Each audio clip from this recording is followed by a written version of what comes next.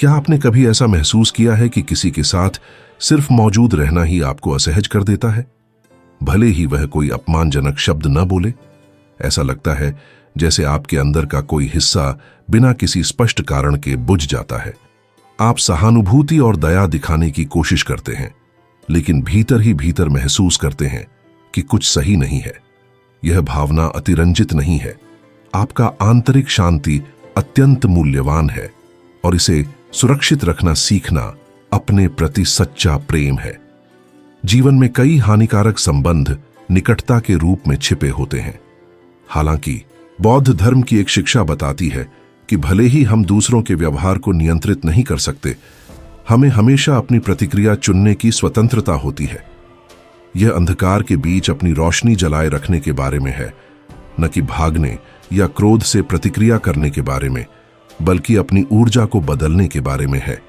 जब आप इस आंतरिक परिवर्तन को प्राप्त कर लेते हैं, तो बाहरी कोई भी शक्ति आपको अराजकता में खींच नहीं सकती।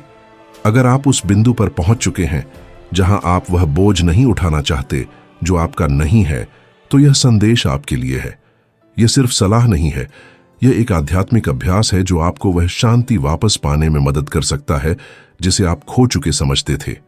जैन परंपरा कहती है कि धुंध से ढकी पहाड़ियों में एक शिष्य अपने गुरु को बेचैन चेहरे के साथ ढूंढने गया। उसने स्वीकार किया कि कोई व्यक्ति उसे बार बार रोकता, उसका मजाक उड़ाता और अप्रिय शब्द कहता। हर मुलाकात उसे अशांत कर देती थी। गुरु ने शांति से पूछा, अगर कोई आपको उपहार देने की कोशिश करे और आप उसे स्वीकार न करें, तो वह उपहार किसका रहेगा? शिष्य ने उत्तर दिया, जिसने दिया वह उसका है। गुरु ने सिर हिलाते हुए कहा, इसी तरह आलोचना और अपमान भी हैं। अगर आप उन्हें स्वीकार नहीं करते, तो उनका आप पर कोई प्रभाव नहीं है। शिष्य ने तब एक बड़ी सच्चाई समझी। आक्रमण केवल तभी आपके भीतर प्रवेश करते हैं जब आप उन्हें अनुमति देते हैं। जो लोग हेरफेर करते हैं, चोट पहुंचाते हैं या संघर्ष पैदा करते हैं, उनके सामने लड़ाई या नफरत करने की बजाय यह तय करना जरूरी है कि आप अपनी दुनिया में क्या प्रवेश करने देंगे और क्या छोड़ देंगे। विद्वानों का कहना है कि कोई नहीं रोक सकता कि दूसरा जहर फैलाए, लेकिन आप तय कर सकते हैं कि क्या वह आपके दिल को छूने देगा। इस शिक्षा को ध्यान में रखते हुए मैं आपके साथ 10 व्यावहारिक और सचेत तरीके साझा करना चाहता हूं कि कठिन लोगों के साथ बौद्ध दृष्टिकोण से कैसे संबंध बनाए जाए। यह अहंकार से प्रतिक्रिया देने या संघर्ष में थकने के बारे में नहीं है, बल्कि अपने केंद्र में स्थिर रहने के बारे में है। गहरी सांस लें, मन खोलें और मेरे साथ चलें। पहली शिक्षा है, इसे व्यक्तिगत रूप में न लेना। जो लोग करते हैं वह लगभग कभी आपके बारे में नहीं होता, बल्कि उनके भीतर जो है उसके बारे में होता है। कभी कभी जब कोई आलोचना या तिरस्कार करता है तो हम सोचते हैं कि हम जिम्मेदार हैं, लेकिन अधिकांश मामलों में हम सिर्फ उनके आंतरिक संघर्ष का प्रतिबिंब हैं। इसे समझना किसी दुरुपयोग को सहन करने का मतलब नहीं है, बल्कि उन भावनाओं से मुक्त होना है जो आपकी नहीं है। जब आप हर चीज को सीधे हमले के रूप में नहीं देखते, तो आप अपनी शक्ति वापस पाते हैं और अपनी शांति की रक्षा करते हैं। शांत मन हर चुनौती में फंसता नहीं है और शांत हृदय ज्ञान के साथ प्रतिक्रिया करता है, दर्द के बजाय। दूसरी कुंजी है अपनी ऊर्जा की रक्षा करना। सभी छोटे शब्दों से नहीं आती। कभी कभी कुछ लोगों की मौजूदगी ही थकान महसूस कराती है। कुछ बातचीत मामूली लगती है, लेकिन खत्म होने पर आपको खाली छोड़ देती है। इसलिए अपनी जीवंतता की सुरक्षा करना संतुलन बनाए रखने के लिए आवश्यक है। कुछ वातावरण ऐसे हैं जहां चीखें नहीं सुनाई देती, लेकिन ऊर्जा भारी और थकाऊ होती है। हमारे भौतिक शरीर से परे हम कंपन हैं, और जैसे हम अपने शरीर की स्वास्थ्य की रक्षा करते हैं, वैसे ही अपनी ऊर्जा के क्षेत्र की सुरक्षा सीख सकते हैं। विभिन्न पूर्वी परंपराओं में सिखाया जाता है कि जब हम भारी या तीव्र ऊर्जा वाले स्थानों में प्रवेश करते हैं या ऐसे लोगों के बीच होते हैं, तो अपनी ऊर्जा को सुरक्षित रखना महत्वपूर्ण है। इसे कैसे करें? आंखें बंद करें, गहरी सांस लें और कल्पना करें कि एक सफेद रोशनी आपके पूरे शरीर को घेर रही है। इसे अपनी छाती या सिर से उत्पन्न होती हुई सोचें, जो शांति और सुरक्षा की ढाल बनाए। यह सिर्फ कल्पना का अभ्यास नहीं है, यह सचेत इच्छा है। ऊर्जा ध्यान के अनुसार चलती है, और जब आप अपनी ऑरा की सुरक्षा करना चुनते हैं तो आप यह पहचानने लगते हैं कि क्या आपको पोषण देता है और क्या ऊर्जा चूसता है। इसका मतलब किसी को अस्वीकार करना नहीं, बल्कि बिना टकराव के अपनी शांति बनाए रखना है। इसे ऐसे सोचें जैसे आप सुरक्षा के लिए अपने घर का दरवाजा बंद करते हैं। इसी तरह आप अपने ऊर्जा क्षेत्र को बंद कर सकते हैं ताकि अपने भावनात्मक कल्याण की रक्षा कर सकें। जब आपकी ऊर्जा संरेखित होती है तो नकारात्मकता टिक नहीं पाती और अपने आप गायब हो जाती है। एक और शक्तिशाली उपकरण है सचेत श्वास। आलोचना, मजाक या चुनौती के सामने हमारा शरीर तुरंत प्रतिक्रिया करता है। दिल तेज धड़कता है, मांसपेशियां तंग होती हैं और अहंकार सक्रिय होता है। पूरी जागरूकता के साथ सांस लेने से आप स्वचालित पैटर्न तोड़ सकते हैं और चुन सकते हैं कि शांतिपूर्ण प्रतिक्रिया देनी है या त्वरित प्रतिक्रिया। जब आप सचेत रूप से सांस लेते हैं तो अहंकार नरम होता है, आपकी ऊर्जा केंद्रित होती है और आप समझते हैं कि कुछ साबित करना जरूरी नहीं। कभी कभी मौन सबसे मजबूत और प्रभावी प्रतिक्रिया है। जबकि कई लोग आवेग पर काम करते हैं, जो अपनी सांस पर नियंत्रण रखते हैं, वे स्पष्टता और उपस्थिति से प्रतिक्रिया देते हैं, अपनी शांति बनाए रखते हैं और बाहरी अराजकता के सामने नहीं झुकते। ना कहना सीखना भी एक आवश्यक कौशल है। आध्यात्मिक मार्ग पर कभी कभी हम दया को सब कुछ स्वीकार करने की आवश्यकता से भ्रमित कर लेते हैं। जब आप वास्तव में ना कहना चाहते हैं लेकिन हाँ कहते हैं, तो यह दया का काम नहीं बल्कि अपने कल्याण के प्रति धोखा है। विषाक्त लोग हमेशा सीधे टकराव में नहीं आते। कभी कभी वे उपकार, हेरफेर या अपराधबोध के माध्यम से घुसपैठ करते हैं।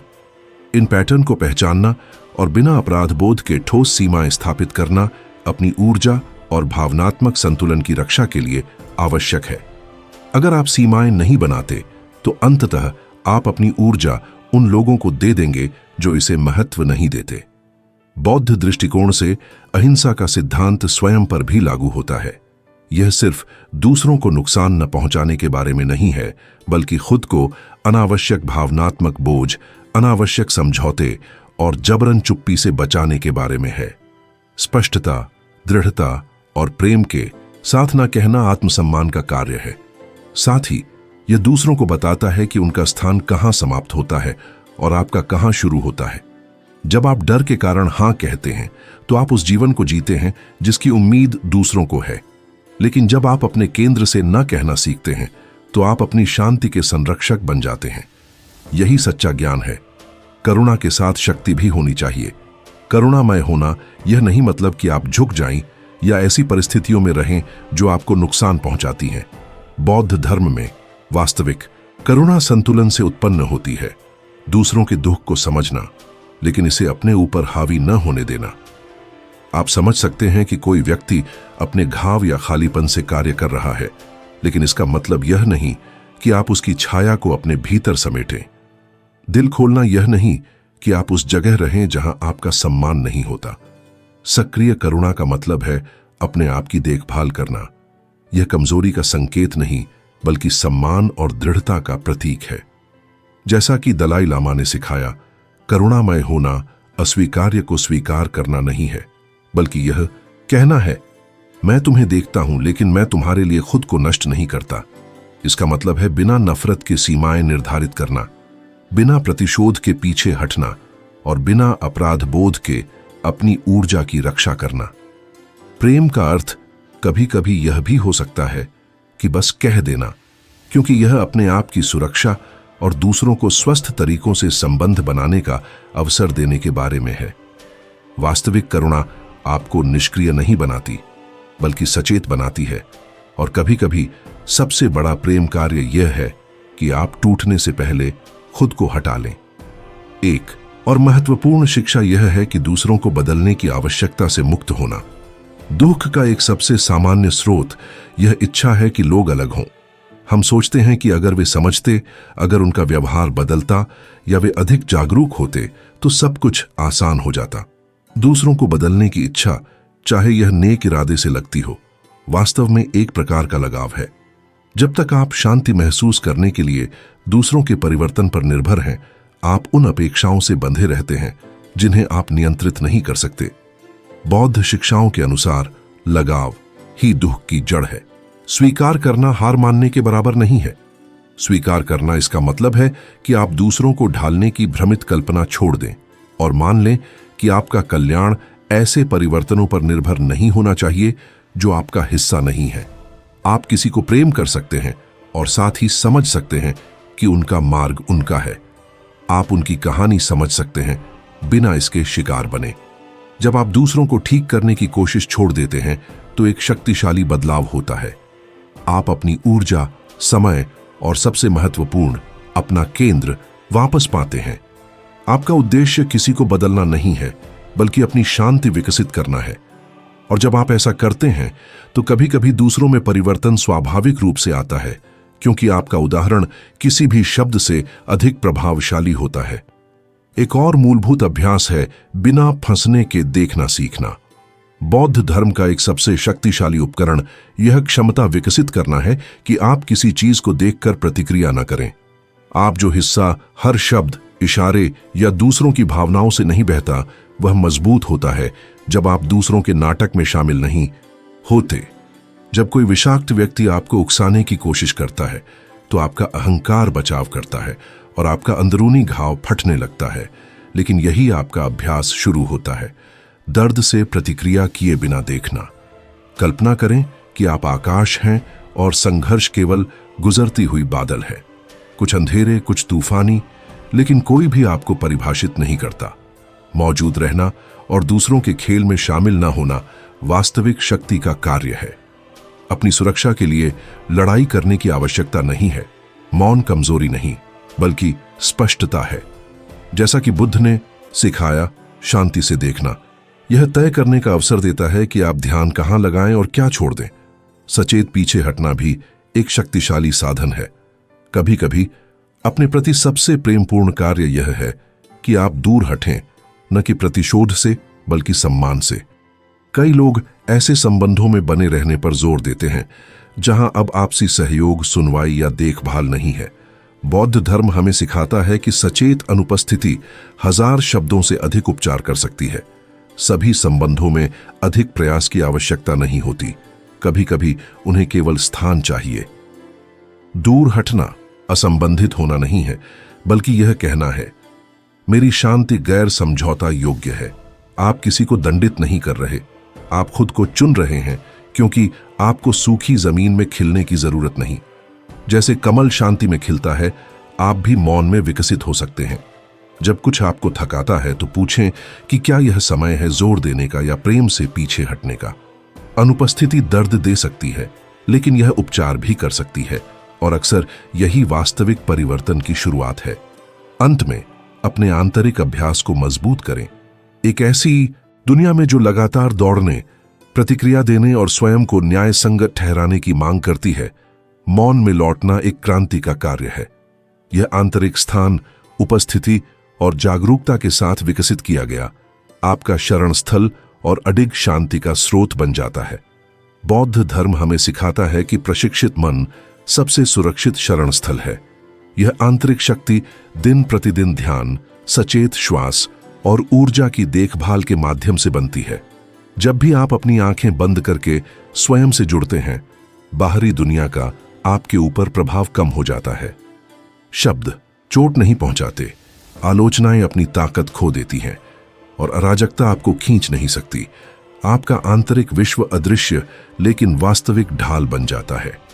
मैं अपनी ऊर्जा का स्वामी हूं, या मेरी रोशनी को स्वीकृति की आवश्यकता नहीं, जैसी पुष्टि आपको याद दिलाती है कि आप कौन हैं। जब बाहरी दुनिया आपको अपनी अस्मिता से दूर करने की कोशिश करती है, यदि आप इस अभ्यास को धूप, नमक स्नान, गहरी सांसें या प्रकाश की कल्पनाओं जैसे अनुष्ठानों के साथ जोड़ते हैं, तो आपकी ऊर्जा और भी मजबूत होती है। हर पल जो आप अपने भीतर समर्पित करते हैं, वह आत्म प्रेम का कार्य है। जितना अधिक आपका आंतरिक विश्व मजबूत और संतुलित होगा, उतना ही बाहरी शोर हल्का लगेगा। अंत में याद रखें कि आप किसी को ठीक करने या इलाज करने नहीं आए हैं। कई लोग यह भार उठाते हैं कि उन्हें दूसरों को ठीक करना है। हमें सिखाया गया कि प्रेम का अर्थ बलिदान है, कि हमें दूसरों के दुख के पास रहना चाहिए और उनका दर्द झेलना चाहिए। लेकिन बौद्ध धर्म एक मुक्त करने वाली सच्चाई देता है। साथ देना बोझ उठाना नहीं है। आप अपनी रोशनी दे सकते हैं, लेकिन किसी को इसे देखने के लिए मजबूर नहीं कर सकते। आप मौजूद रह सकते हैं, लेकिन किसी और का रास्ता नहीं चल सकते। हर व्यक्ति की अपनी गति, प्रक्रिया और जागृति है। दूसरों का आंतरिक काम करना न केवल आपको थका देता है, बल्कि उन्हें स्वयं विकसित होने का अवसर भी छीनता है। आपकी पहली जिम्मेदारी अपने आप के प्रति है, आपकी शांति, स्पष्टता और संतुलन।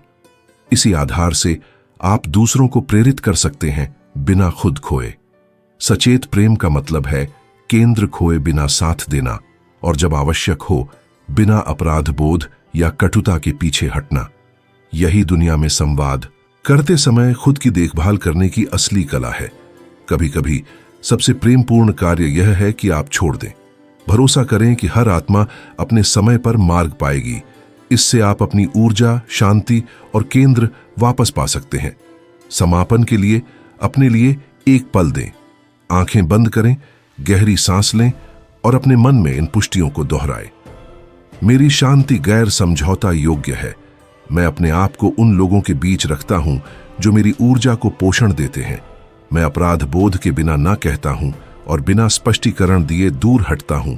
मैं प्रकाश हूं और मुझे ऐसे वातावरण चाहिए जहां मेरी रोशनी का सम्मान हो।